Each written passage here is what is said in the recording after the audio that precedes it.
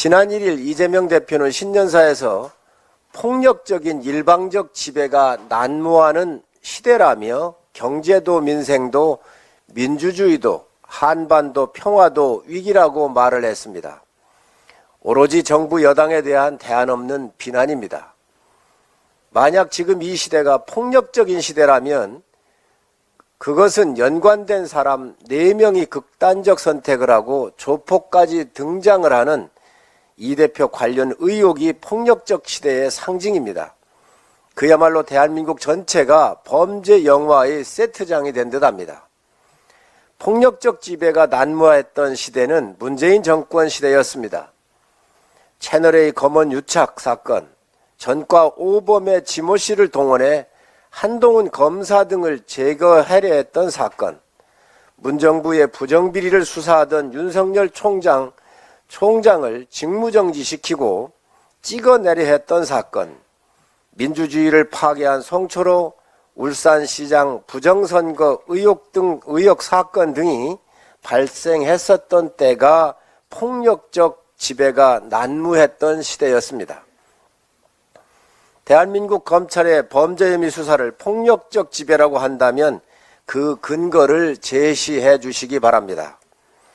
대장동 등 설계부터 결재까지 한 이 대표가 측근들과 함께 공모한 혐의가 있는 사건 아닙니까?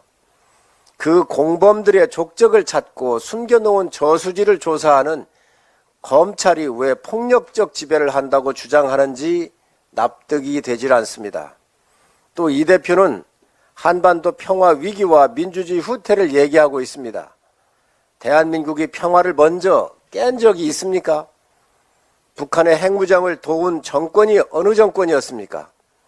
김정은이 비핵화에 대한 의지가 있다며 트럼프에 연결시켜준 정권이 어느 정권이었습니까? 이재명 대표의 신년사와 첫 최고의 발언은 국민에게 절망의 메시지를 주었습니다. 새해도 민주당은 오로지 정부 발목 잡기와 이재명 대표를 지키기 위한 방탄의원단 역할에만 골몰을 하고 있습니다. 부정비리 수사를 폭력적 지배라고 공권력을 비판하는 야당 지도자를 본 적이 없습니다. 새해 첫 일성으로 희망이 아닌 절망의 인사를 들어본 적이 없습니다. 이재명 대표께서 범죄 혐의를 덮기 위한 거짓말을 할 때 우리는 희망을 이야기합니다. 무너져 내린 국가를 바로 세우고 대전환의 시대에 위대한 대한민국을 만들기 위한 모든 노력을 다할 것입니다.